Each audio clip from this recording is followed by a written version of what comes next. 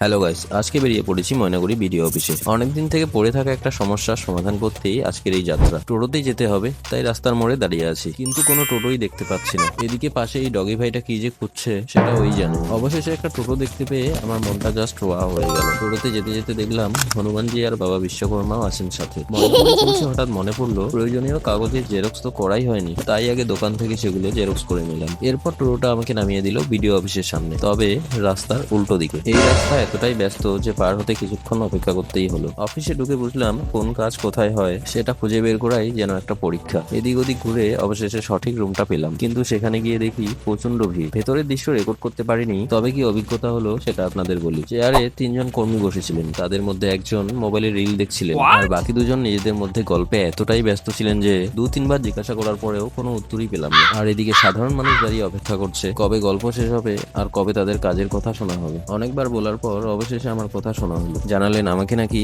অঞ্চল অফিসে যেতে হবে, অথচ এর আগে অঞ্চল অফিস থেকেই আমাকে বিডিও অফিসে পাঠানো হয়েছিল। আমি যখন জানতে চাইলাম আমার সমস্যার সমাধান আসলে কোথায় হবে, তখন উত্তর পেলাম আমিই করি, কিন্তু আজ হবে না।